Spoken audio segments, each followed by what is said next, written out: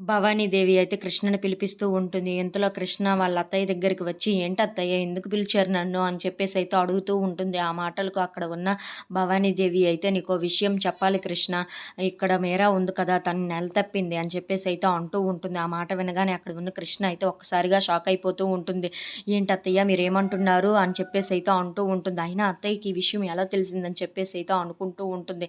ఇంతలో అక్కడ ఉన్న భవానీదేవి అయితే, "అవును కృష్ణ, నిజంగానే మీరా నెల తప్పింది. అందుకే ఆ వామిటింగ్స్ అన్నీ జరుగుతున్నాయని చెప్పేసైతే అంటూ ఉంటుంది. ఆ మాటలు వినగానే అక్కడ ఉన్న కృష్ణ, "అదేంటి అత్తయ్య తనకు పెళ్లి కాకుండానే ఎలా నెల తప్పుతుంది? తను ఎలా ప్రెగ్నెంట్ అవుతుంది?" అని చెప్పేసైతే అడుగుతూ ఉంటుంది. ఆ మాటలకి అక్కడ ఉన్న భవానీదేవి అయితే, "నిజంగానే నేను చెప్తున్నాను. కావాలంటే నువ్వు ప్రెగ్నెన్సీ టెస్ట్ చెయ్యు. చేస్తే తెలుస్తుంది కదా!" అని చెప్పేసైతే అంటూ ఉంటుంది. ఆ మాటలు వినగానే అక్కడ ఉన్న కృష్ణ అయితే ఒక్కసారిగా షాక్ అయిపోయి, ఏంటి అత్తయ్యకి మొత్తం విషయం తెలిసిపోయినట్టు ఉంది.